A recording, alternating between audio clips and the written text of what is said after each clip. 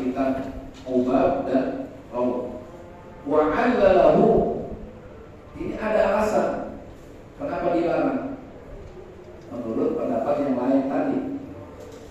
Bitadarrurihi, karena itu ada perkara merugikan. Bimtina'i malaikatir rahmah, yang akan menghalangi malaikat rahmat minal huduri indahu bisababiha, untuk mendekat hadir di tengah-tengah sakarat maut itu kan, karena kondisi wanita yang sedang haid. Itu alasan pendapat yang kedua tadi. Kalau yang pertama secara pendapat yang umum boleh, tapi pendapat yang tadi beralasan kalau dia dekat orang lagi sakarat, ini orang haid dan nifas, ini menyebabkan malaikat rahmah itu terhalang. Kan orang dalam hadis itu ada perkara-perkara yang menyebabkan malaikat itu, dalam artian malaikat rahmah tidak mau mendekat. Orang yang mabuk, orang yang junub, gitu. Jadi salah satunya dalam keadaan hadas besar, jadi malaikat rahmah itu tidak mau dekat. Karena dzakarahu Suwaifi, demikian sama juga apa yang disampaikan atau diuraikan oleh Imam Suwaifi naqlan minar Rawi, yang dia mengambil pendapatnya dari Imam Rawi. Jadi itu pembahasannya detail sekali, perkara yang 9 dan yang ke-10 ini. Jadi ada 10 perkara yang diharapkan bagi wanita dalam keadaan haid dan nifas. Kita lanjutkan sedikit kitab Tasawwurul Iman. Qala al-musannif rahimahullah wa nafa'ana bihi bi ulumi wa asra'i wa ahwali. Kemarin kita sudah bahas dari riwayat Imam Abi Hurairah dari hadis Rasulullah. Yang pertama al-mujiyah, sekarang yang kedua wa amal publika. Sekarang kemarin yang menyelamatkan, sekarang yang mencelakakan. Fasuhun syadidun, yaitu kikir yang sangat pelit banget, sangat pelit. Ai mukhlun syadidun, atau pelit, ya sangat pelit lah, sangat kecil. Fala yu'addi ma alaihi min haqqillahi ta'ala wa haqqil khalqi, maka dia tidak dapat melaksanakan apa yang menjadi kewajiban atasnya daripada hak Allah dan hak hamba. Orang kalau udah pelit banget, sedekah nggak mau, apalagi zakat. Jadi hak yang wajib bagi dia, dan itu hak Allah dan orang lain. Kalau udah berkaitan dengan zakat, itu ada hak orang lain, Pak. Sebenarnya di harta kita ini ada hak orang lain. Makanya kalau udah sampai nisab kena zakat. Ini udah pelit banget, zakat aja nggak mau, Pak. Apalagi sedekah. Bahasanya itu sebenarnya bukan sedekah, tapi apalagi zakat. Tapi zakat aja nggak mau, apalagi sedekah. Wa fi riwayat, di dalam riwayat fasyukur muta'un,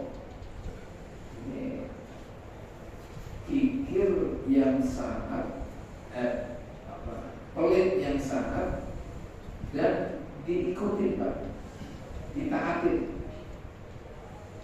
Ai bukhlun yuti'uhul insan, pelit yang diikuti oleh manusia.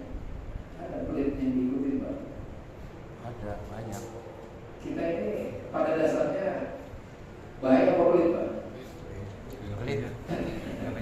Aslinya mah kita pelit, Pak. Pelit, ya. Tapi bisa mengendalikan pelit kita.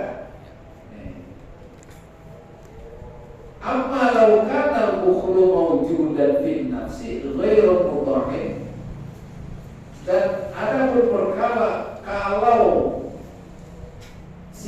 kikir yang ada itu di dalam jiwa tidak diikuti, fala yakunu muhlikan, maka tidak akan menjadi apa? Mencelaka. Karena apa? Li'annahu minas sifatil lazimah lin nafsi. Karena kikir itu adalah sifat yang pasti ada, Pak, di dalam jiwa seseorang, diri seseorang. Gitu, Pak. Jadi bakhil itu maka jangan dipelihara, dimong gitu. Sedekah, ada orang minta, nah itu lagi diuji kita, Pak. Maka jangan sampai kesel. Nanti suatu saat, ini kalau sekarang mah kita susah, Pak. Dulu zaman Rasul itu Khulafaur Rasyidin udah nggak ada, Pak, mau sedekah kepada siapa? Karena orang udah cukup semua, Pak. Sampai nggak ada lagi orang mau sedekah kemana? Akhirnya ke Baitul Mal. Itu sampai kayak gitu. Kalau sekarang kan misalnya di Saudi udah kaya semua, dilempar ke negara lah. Kalau zaman dulu naik perahu aja belum ada perahu misalnya.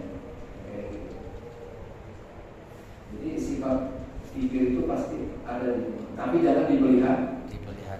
Wahawan muttaba'un, hawa nafsu yang diikuti, Pak. Ini yang kedua. Bi ayyat ba'a ma ya'muruhu bihi hawahu, yaitu dengan sesungguhnya mengikuti seseorang apa yang diperintahkan oleh hawa nafsunya. Jadi hawa nafsu kemana kita nih? Ikut. Ini hati-hati, Pak. Hawa nafsu. Suruh ngapain, Pak? Hawa nafsu biasanya apa? Macam-macam itu. Orang sekarang kalau malam lapar aja hawa nafsu bikin pengen nyolong. Kira gula darah. Wa ijabul mar'i bi nafsi. Kagum terhadap diri sendiri. Ini hati-hati. Ai nadruhu ilaiha bi ainil kamal, yaitu melihat terhadap dirinya dengan mata merasa lebih sempurna. Jadi seakan-akan dirinya itu paling sempurna daripada yang lain. Itu orang yang kagum terhadap dirinya. Makanya hati-hati, Pak, kagum. Kemarin gue kita bahas singgung tentang itu. Ma'anis yani ni'matillah, dengan lupa atas karunia Allah. Ini orang kalau udah kagum terhadap dirinya biasanya lupa terhadap bagaimana karunia itu datang dari Allah. Wa ma'al amni ma'azzawaliha, dan dia akan merasakan terhadap beserta hilang. Dia lupa, Pak, nanti kalau nanti nikmatnya itu juga hilang. Itu tiga hal berkaitan dengan muhlikat. Yang pertama syuhud syadidun, pelit yang kebangetan. Yang kedua hawa nafsu yang diikuti. Yang ketiga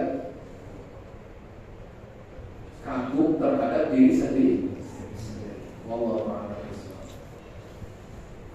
Baik, ada yang nanya?